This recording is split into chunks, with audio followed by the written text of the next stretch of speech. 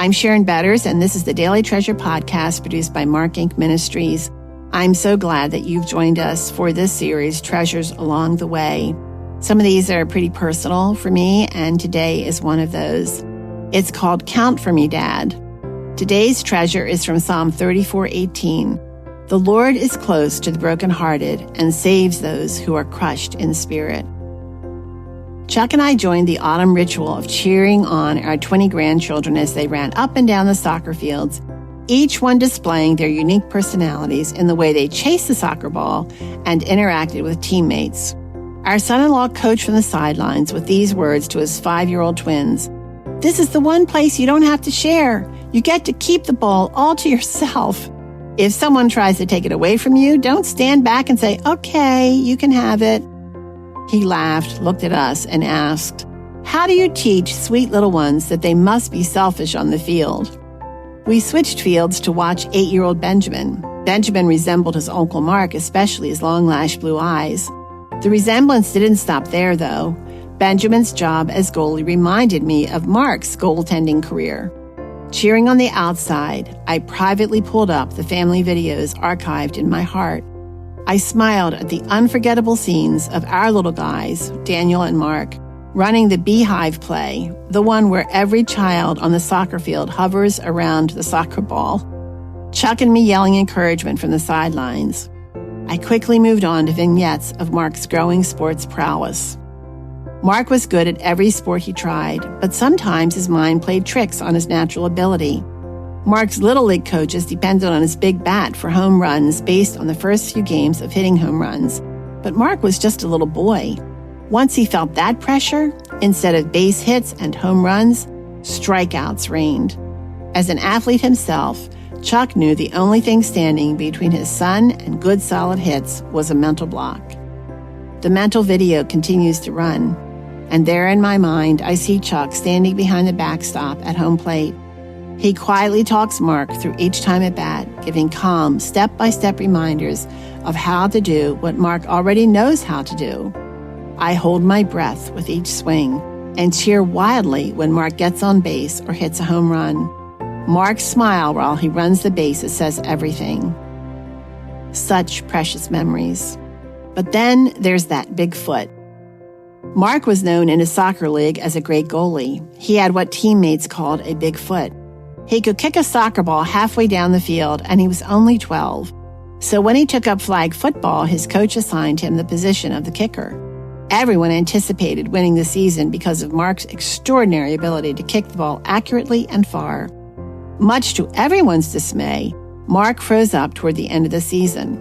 The pressure to perform was too much, and once again, a mental block stood between him and victory. At Mark's request, Chuck coached him every evening in the backyard, examining his performance and then patiently counting out his steps. Left, right, left, kick. Every time Mark listened, the ball soared, and there was that big grin again, turning his anxious face into one of relief, confidence, and hope.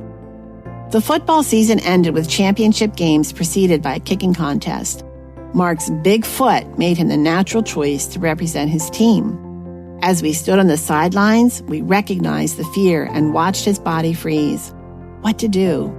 We knew he could not kick the ball successfully without his dad's help, but we didn't want to embarrass him by calling out the necessary encouragement he needed. Mark practiced a few runs toward the ball, each time stopping short. He glanced our way, but in his typical reticent manner, he did not ask for help. How could a 12-year-old boy embarrass himself by asking Daddy for help? Mark's first 2 attempts in the contest were disappointing. His teammates and coaches held their breath as Mark set up for his 3rd run at the ball. I prayed my mommy prayer. Lord, please energize that big foot. I did not care if he won. I just wanted him to do what he was able. Without looking at his father, eyes fixed straight ahead, Mark quietly spoke. "Dad, count for me." Without a second's hesitation, Chuck called out the countdown. Left foot, right foot, left foot, kick, keeping time with Mark's run toward the ball. Boom! The football soared into the air. There was that joyful smile again, and the fans yelled as his teammates rushed toward our son, knowing he had just won the kicking contest. Friends, sometimes we need a little help from our daddy, actually all the time. But he knows it's best to wait until we know our need and we're ready to receive assistance.